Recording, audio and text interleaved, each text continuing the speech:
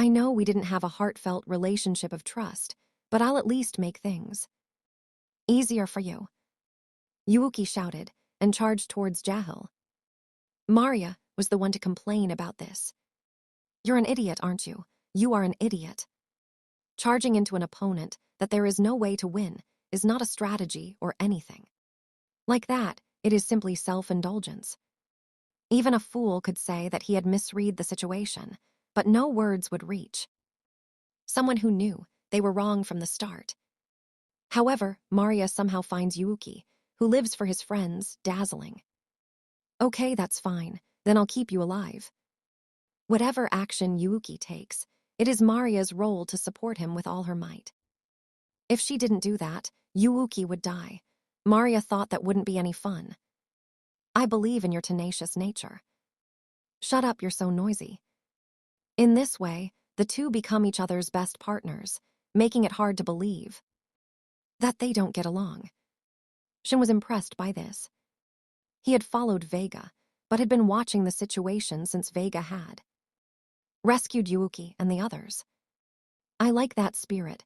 I thought he was just a trashy, worthless guy, but it seems there's something interesting about him. He blurted out his true feelings without sugarcoating them. Yuuki, who had been making a suicide mission against Jahil, was a little dejected when he heard this, but Shin's support was just what he wanted. Even though it's almost like committing suicide, I'm very happy that he's willing to go along with it. Ugh, you small fry. Jahil showed his displeasure and shot out a tentacle at Shin. Shin deflected them by swinging her great sword. It may look rough, but it was an incredible technique. It's quite something, really, Yuuki said with a wry smile. Then, not wanting to miss the opportunity that Shin had risked her life to create for him, he activated teleportation, aiming towards Jahil's pocket.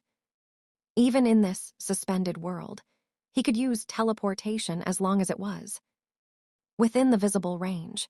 As soon as Yuuki appeared, he activated his secret technique at maximum power. Crazy for death-lost entropy. How clever. I don't care about such childish things anymore, HMPH. Yuuki thrust out his palm and it hit Vega's head, which was growing in Jahil's outstretched right hand. Having been killed by that technique before, Jahil flinched, if only for a moment. However, he felt no tormenting pain, nor any sense of loss, and he didn't even feel as if any effect had been negated. Jahil praised himself, saying that it was thanks to his own strength, but in fact, the attack wasn't directed at him. Jahil was right to feel that way. The target was not Jahil, it was Vega. At the same time as revering Vega's desire to live, it also erased his fear and pain. It was a compassionate technique.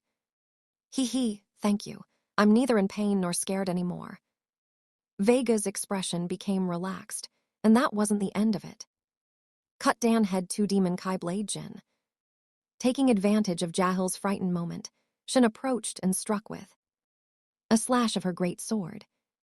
Since Shin can make even the impossible possible, it would not be surprising if she were able to slice off Jahil's wrist. Moreover, since Jahil was currently in a state where he was frightened by the traumatic attack, ultimate ability, ultimate skill, tyrannical King Susanoo, would be effective against him.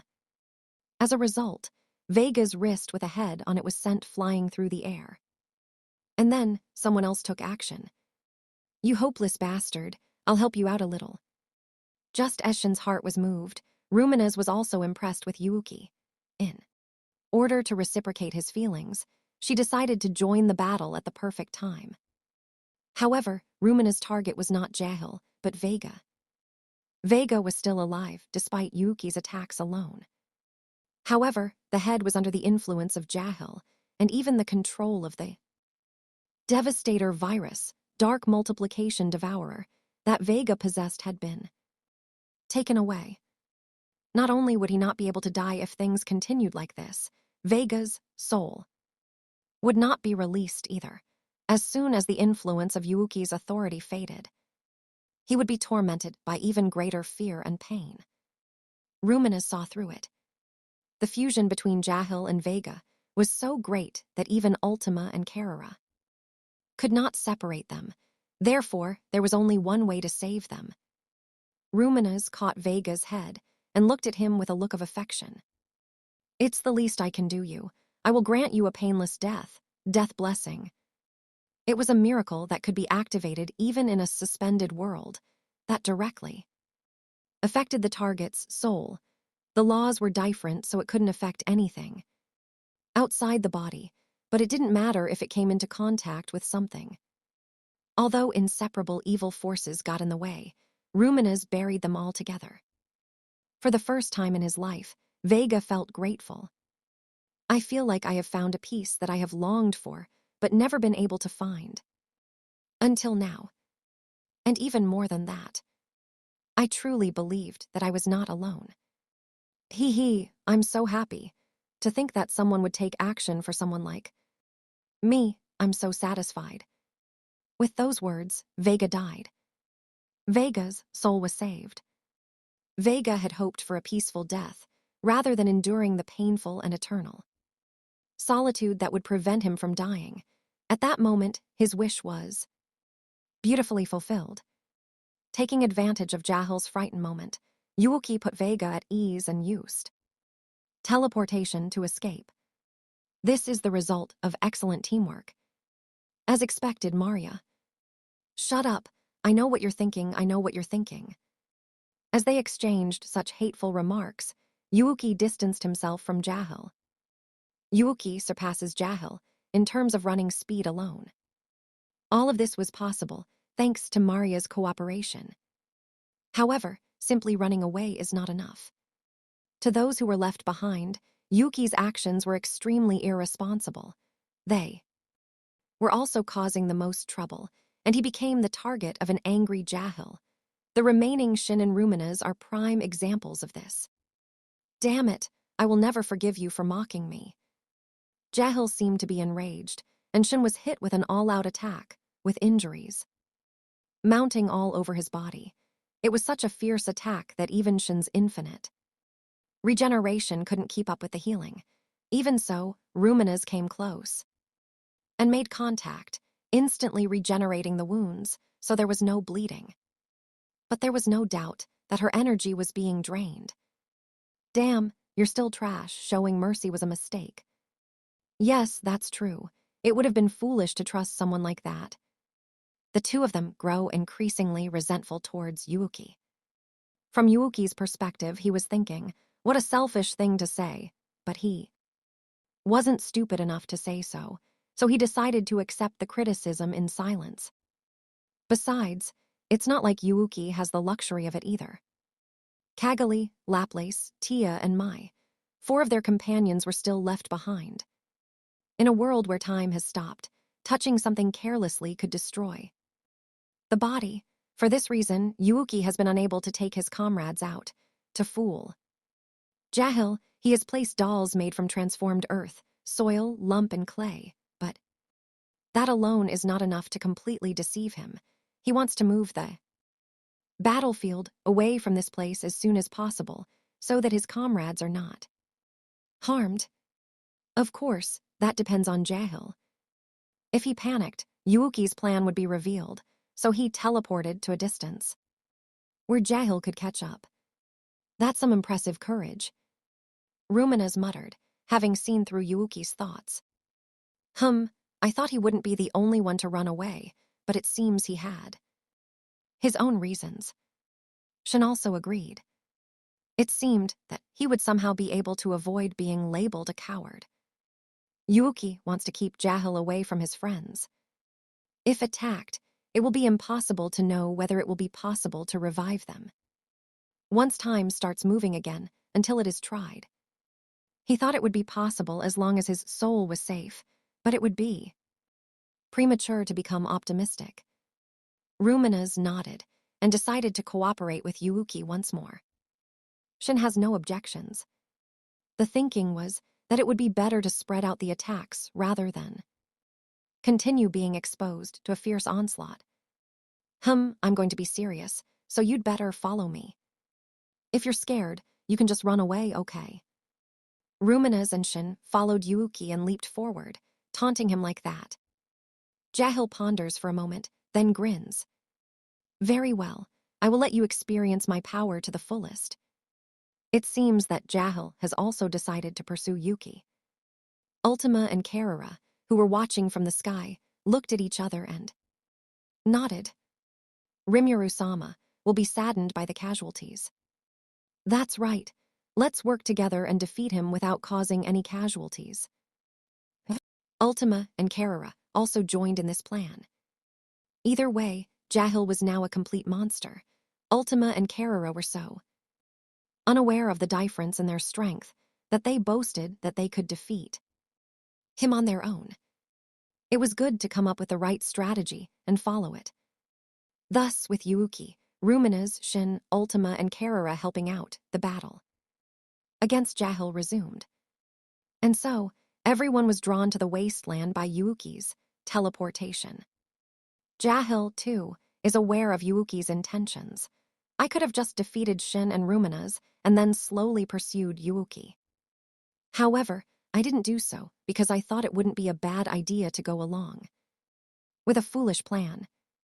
The reason is simple. The power he had acquired was so amazing that he wanted to try it out without any reservations.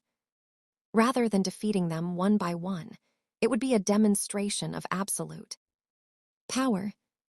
It would be more satisfying to crush the strong ones who were fighting with all their might than to face those who were protecting something and couldn't use their full strength.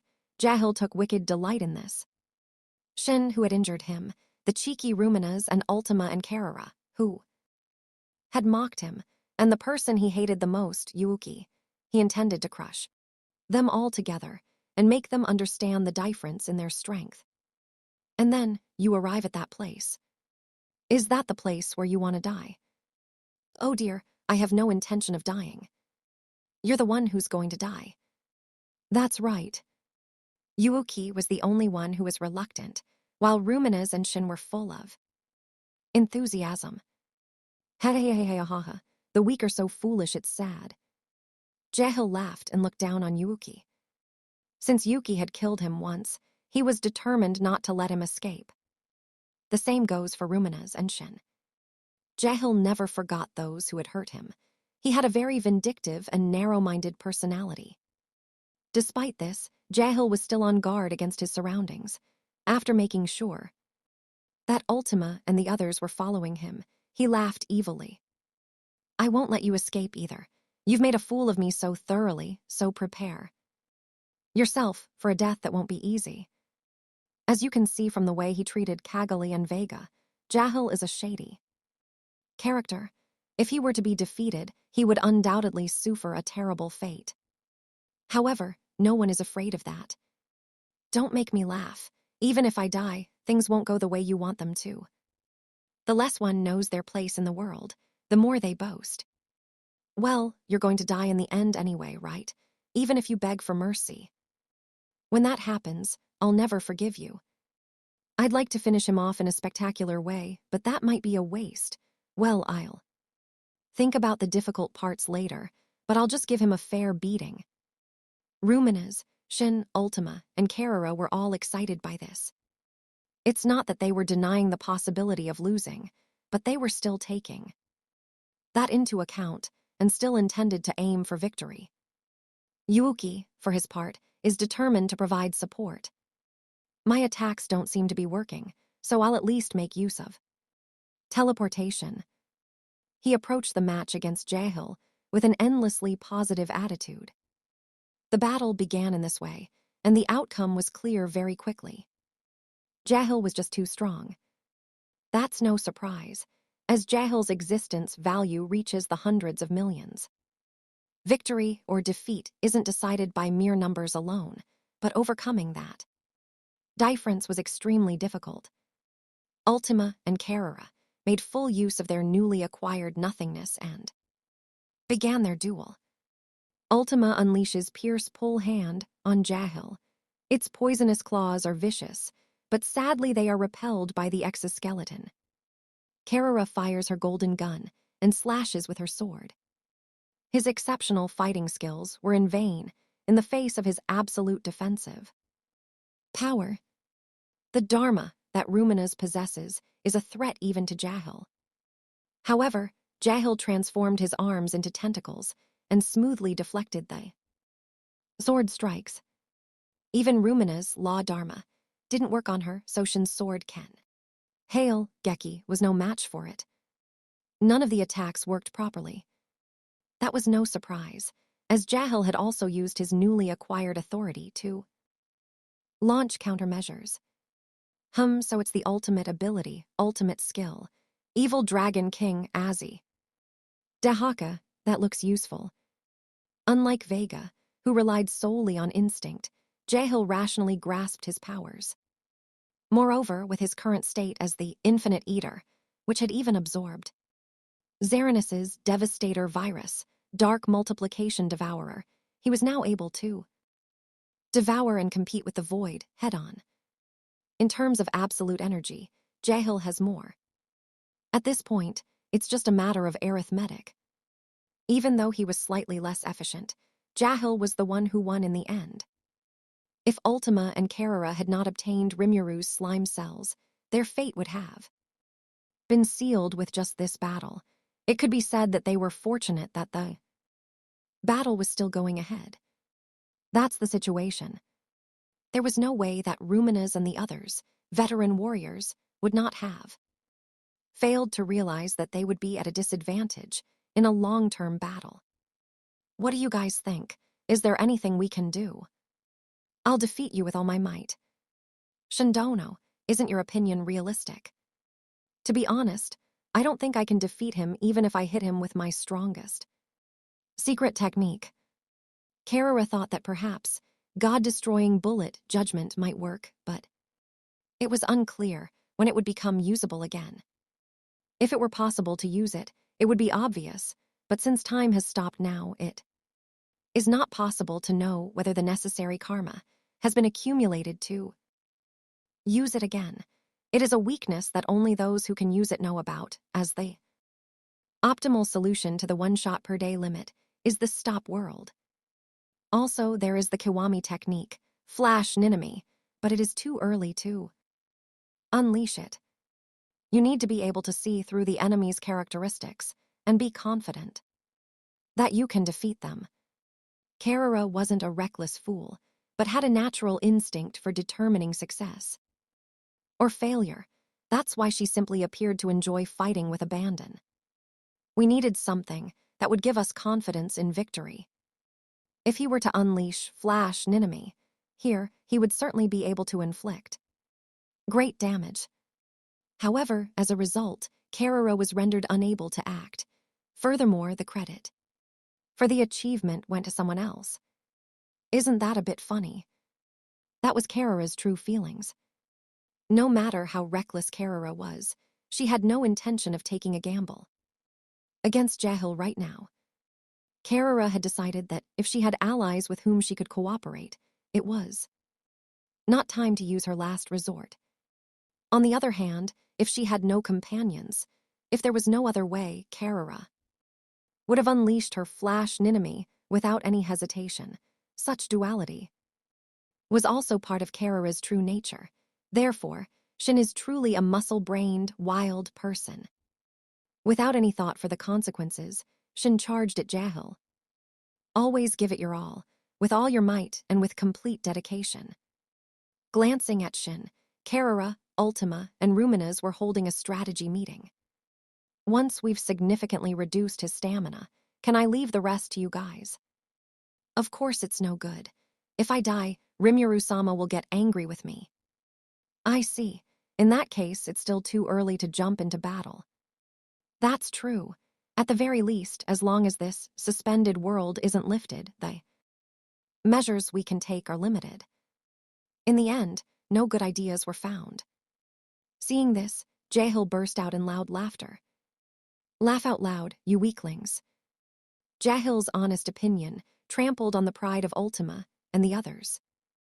I will kill you. I will torture you and kill you. I will torture you and kill you. I will kill You after spending tens of thousands of years until you are begging for death. We get along well, Ultima. I'll cooperate when that happens. These devil girls get hot-headed easily, so even just containing their anger is a struggle. Calm down. Even after hearing Rumina's warning, he couldn't hide his irritation. However, he has grown since he didn't commit a suicide attack. If he had taken on the challenge, without any idea that it would work against Jahil, he would have wasted more energy, and the match would have ended. As proof of this, Shin is tired, toil, labor, trouble, distressed, exhausted, tired. Jahil has taken the ultimate ability, ultimate skill, evil dragon King Azzy Dahaka, and clad it in the ultimate metal, Hurricane, which has become his own armor. It is so effective that it absorbs attack energy from all directions, leaving no blind spots. He easily deflected Shin's attacks while absorbing her energy. Shin collapses and takes a deep breath. Rumina's was evacuating Shin. With this happening, those who remained could no longer even move easily. Even the tough Shin was in that state, so Ultima and Karara's energy would be consumed in an instant. The only thing that can be contacted is Rumina's law Dharma. However, that does not mean that the attack will work. It was almost a checkmate situation, and there was nothing else to be done. Well, those cheeky girls will need some punishment. Don't mess with me, you're the one who's the brat. Right, you're so insolent, even though you're only 1% of us. Karara and Ultima were enraged. Rumina's and Yuuki, who had made themselves invisible to avoid causing any harm, were unable to say anything to what the two were saying. Although she may look like a young girl, her primordial lifespan is comparable to that of the base world. Remembering this, or perhaps realizing it, she refrained from speaking. Then Jahil burst out in mocking laughter. Then bring it on. If you don't come, I'll go first. Jahil moves nimbly, no longer resembling the way he was when he was fat. He reached top speed in an instant, almost as if he had teleported. That's faster than swimming. If this wasn't a stopped world, the damage would have been enormous even if it was just the shock wave that reached sublight speed. First, Jahil targeted Ultima. Ultima reacted instantly and took evasive action, but her balance was slightly off. Aiming at that, he struck her with his fist clad in Infinite Eater. The fist pierced both of Ultima's arms, which were blocking the attack. At that moment, both of his arms were engulfed in flames. Jahil even controlled the hellfire of Flame King, Agni, at will, concentrating the heat into Flame Void-eating fist, blast blow.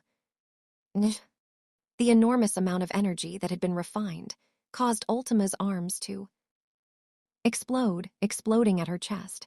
The explosive, destructive force that was unleashed sent Ultima's small body flying into the air and slamming into the ground. Karara, who had come to cover for Ultima, was also instantly knocked down. Wyatt. By the time she was shocked, a large amount of energy had already been taken from Karara's body. This is the effect of Dark Multiplication, Devourer Devastator virus. Jahil's left arm transformed into a tentacle, which crawled along the ground and attacked Karara. The swarm of tentacles coiled around Karara like snakes, raging and trying to devour her. They also aimed their brunt at Ultima, her other prey. The tentacles entangled Ultima, restricting her movements. Karara was also in a similar state of restraint. Being conscious, but unable to move was humiliating for both of them. However, forcing themselves to move only served to drain their energy even more violently.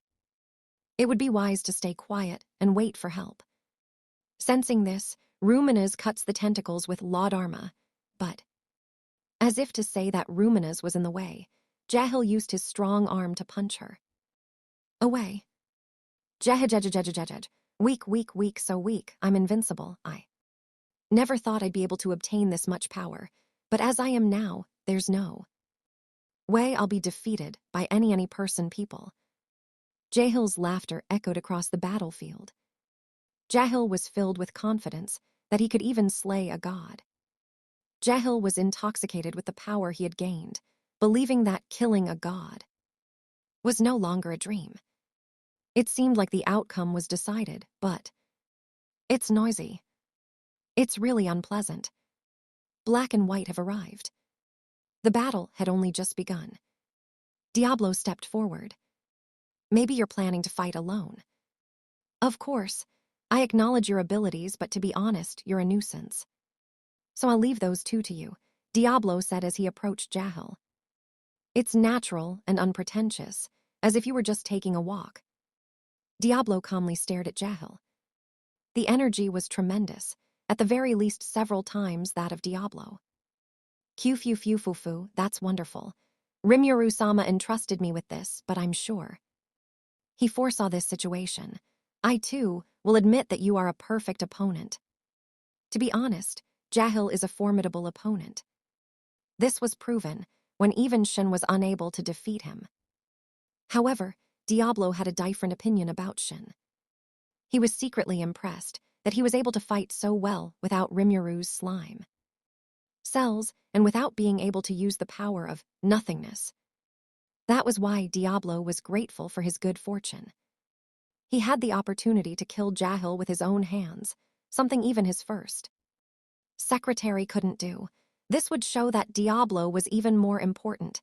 If he can be of use to his master, Rimuru, then that alone is his wish being given. This opportunity to shine is a joy beyond Diablo's wildest dreams. That is where daily study, training, drilling, and hard work come into play. Diablo was excited and eager to make the most of this opportunity. I was also worried. It's not a trivial matter, like whether or not we can beat Jahil. In fact, Diablo had sensed Zijin's presence. He was worried that if he didn't hurry, his prey would be stolen. In other words, victory is a prerequisite. Q-fu-fu-fu-fu. Last time I gave the prey to Zijin, so this time I'll properly dispose of it with my own hands, Diablo said, assessing Jahil. This made Jahil furious. What's with those eyes? Don't look at me, the great sorcerer Emperor Jahil, with such arrogant, haughty eyes. What a fool who doesn't know his place, Jahil fumed. Absolute power in the face of violence, tricks are meaningless. Poor skill and level are no match for the unreasonable mainstream of power. Specifically, it makes sense that a human body would not be able to push back giant meteorite. Jahil's power cannot be deflected with simple tricks. Die. With his powerful arms wrapped in hellfire, Jahil attacked Diablo.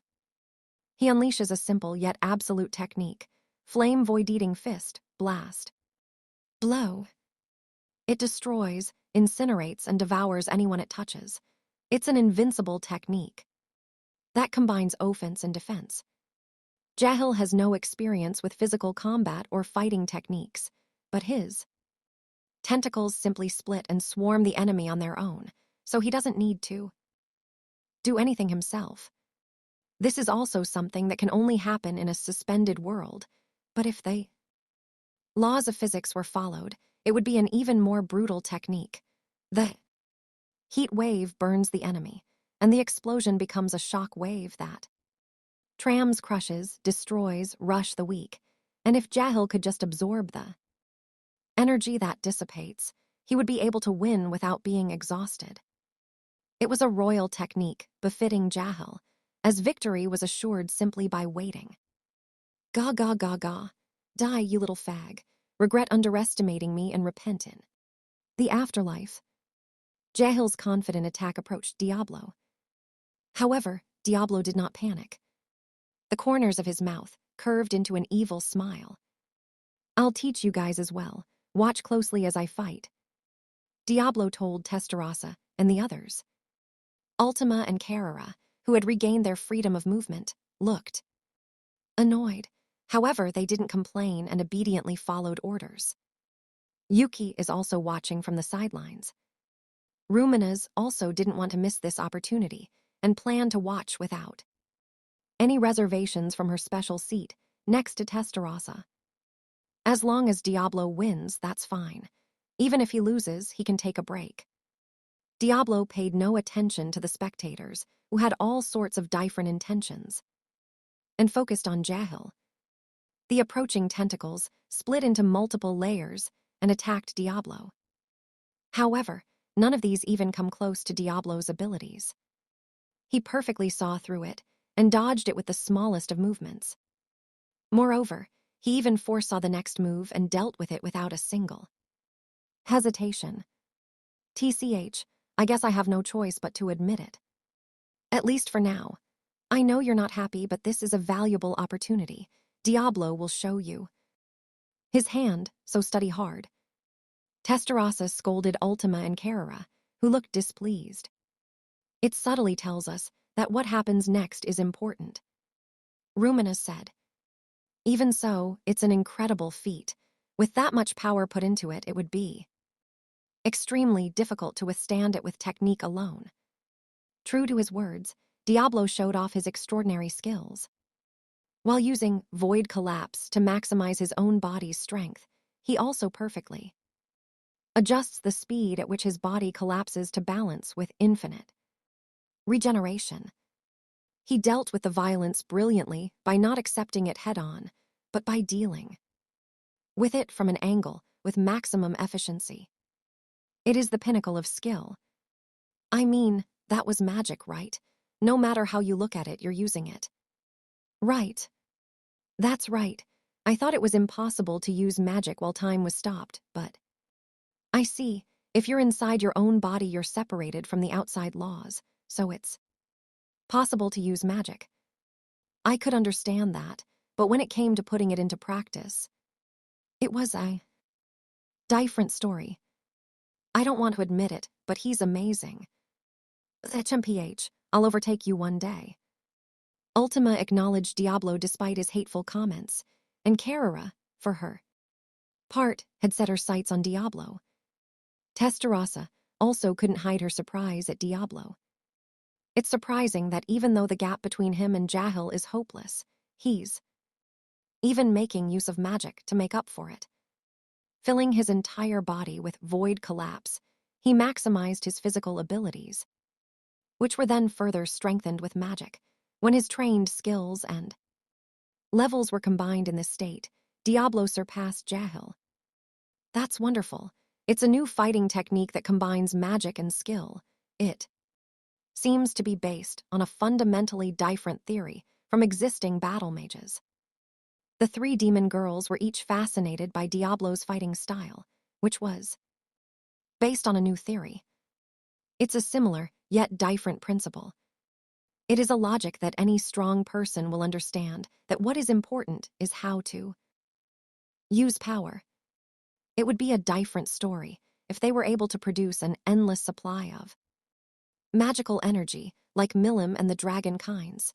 It would be wrong to base our thinking on such insane beings, so here we will limit our discussion to ordinary strong people. How far can a small amount of magical power go against an opponent with overwhelming energy? The most important thing is to eliminate waste and achieve maximum effect even with small amounts of energy. Diablo had perfected it at a level that ordinary people could not match. Even if Testarossa and the others tried to recreate it, it would probably take several years. However, since the prerequisites were met, it was a technology that would eventually become possible for these girls, who live for an infinite amount of time. That's probably why he showed it to us. Testarossa felt a little irritated as she was shown how confident Diablo was. Diablo spoke to the three demon girls as if to teach and guide them. Q-fu-fu-fu-fu-fu, look closely. This is the truth I have attained by observing Rimuru-sama's wisdom and analyzing the power he bestowed upon me celestial. The truth of the celestial circle. It was a battle technique invented by Diablo that was only possible once Rimuru's slime cells were endowed with the power of void collapse. Even the amount of energy is not an issue. and by recycling it with the utmost efficiency, consumption is controlled, creating a perfectly harmonious effect. This makes continuous combat possible forever, making it an excellent technique that allows one to face any enemy. Even in future generations, it would be praised as the strongest, undefeated combat technique, but the prerequisites were so strict that only a limited number of people could use it. It was passed down to only a few of Rimuru's executives. As an aside, needless to say, the prerequisite was whether or not Rimuru had slime cells. I guess it was the right decision to ask Rimuru-sama, after all.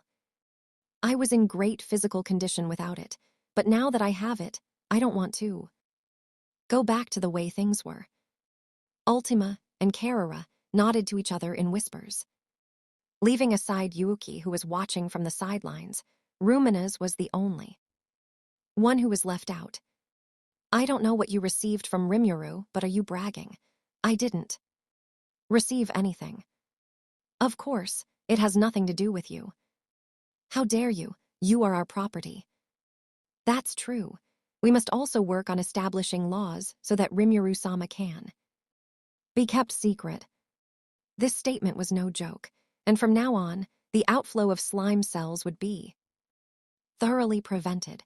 Rimuru and Seal had fully agreed to this, and so a future in which even Luminous would be unable to obtain them awaited them. And then there's Diablo.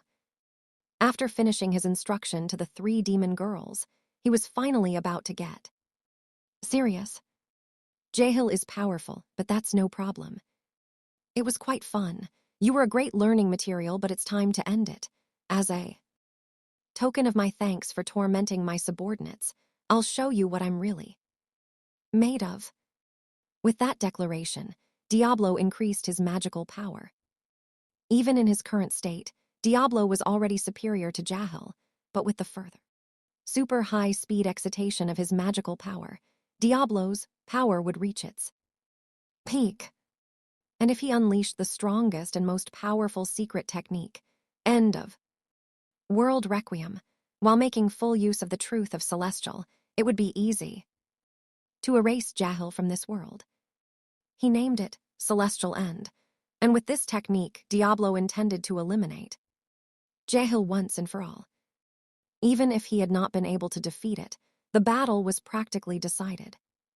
However, because the recoil of this technique was too great, it was necessary to maximize the strength of one's own body. Diablo absorbs the surrounding elementary particles and instantly reinforces his body. He reconstructs his body into a strong one that can withstand high levels of energy usage by absorbing the surrounding matter. And so, preparations were nearly complete, but Kyaha, an innocent laugh accompanied by chills, rang out across the battlefield. TCH. Diablo clicked his tongue. Unexpectedly, time ran out. However, thinking about the intruder who was sure to come in, Diablo's expression clouded over. Well, it looks like my time here is up. And that premonition turned out to be correct. Emeh. Veldanava was visibly shaken, probably because his pride and joy, defense had been broken by my empty coet breathe collapse sword can. This is a remarkable achievement. Although I was putting on a brave face, I thought that in the worst-case scenario I would lose unilaterally, so I'm satisfied that I got my revenge. But no. This was no time to be complacent. The atmosphere in Veldanava has changed. It was as if I had made up my mind to cross the final line. I thought this might be bad, but wait. It seemed like Veldanava was about to launch a powerful attack, but he suddenly stopped. I wondered if something had happened, but I couldn't miss such an opportunity. I threw away my hesitation and attacked Veldanava with my sword. But at that moment, it looks like it's starting to move. Guy's warning distracted my attention from Veldanava. Ivalage began to move again. At times like these, it's inconvenient if Seal isn't there. I alone can't keep watch in all directions enough. Still, this has become a hassle. In front of me was Veldanava, and in the back is Ivalage. Annoyingly, it seems he still has plenty of energy and isn't ready to go wild. Kyaha. The laughter became a thought and thundered through the suspended world. But I couldn't stop now, or rather I had no intention of stopping. Veldanava's attention was also directed towards Ivarage. Luck tends to come in droves, and there's a bigger gap than I thought. I'm quite lucky, but when it comes to combat, I'm the type of person who always checks things carefully. I can't help but feel uneasy unless I've made arrangements that will definitely guarantee victory. So normally, we don't end up in a situation where we have to leave it to chance. We are thoroughly prepared to prevent this from happening, and we have strategies in place to deal with any unforeseen circumstances. That's why I'm not good at battles like this one, where I'm constantly surrounded by anxiety.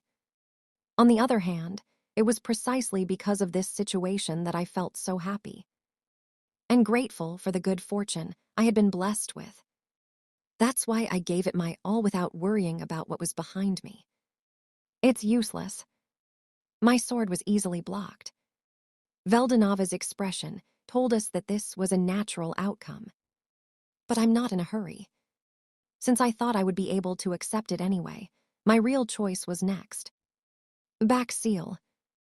I clenched my right fist and punched Veldanava's left cheek with all my might. It reacted harder than punching steel, so I thought there would probably be no damage. However, my goal is to rescue Seal. The results are still out. Just returned master. Well then, I win. Sorry, Veldanava, I can't lose now. I was satisfied and happy to see Seal return, but I suddenly felt like my visibility had gone down. No, his omnipotent perception was the same as before, but the position of his eyes, he had taken on the manly appearance he had in life, though he had slightly beautified it, but before he knew it, they had returned to the familiar. Beautiful girl, Shizu-san model. Seal-san. Showcasing that appearance is completely out of the question. For some reason, I got scolded. I thought it was unreasonable, but I felt happy just being able to have this exchange. I realized this once again. I need Seal-san. And now, I'm not afraid of anything. No matter who the opponent was, I had no reason to be shaken. Well, it's a shame that he has reverted from Mikami Satoru to Rimuru. But other than that, he is in great shape. And luckily, Ivalage's target was not me, but Veldanava. I was very happy about it, but I was bothered by the incomprehensible remarks made by Ivarage. I am Lucia, Lucia is me. What are you talking about?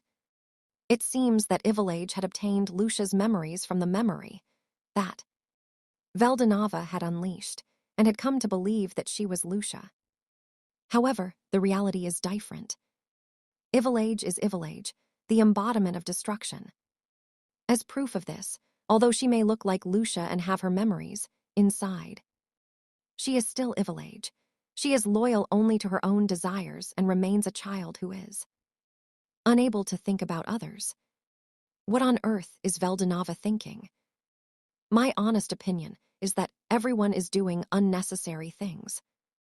However, whether that was the reason or not is unclear, but Ivalage headed straight for Veldanava, which was hilarious. The final bosses clashing was a completely unexpected turn of events. But thanks to that, I feel like I can finally take a breather. I'd have to face the winner, but it felt better than facing both of them at the same time. Plus, if I was lucky, I might be able to reap the benefits. However, there was one thing that bothered me. It's about Seal. At the same time as I was punching Veldanava, I frantically activated Soul Devouring, intending to absorb Seal-san, who had likely been absorbed into him. However, for this operation to be successful, a detailed analysis of the enemy was essential. Not only did they not know where Seal was, but they also did not know what condition she was in.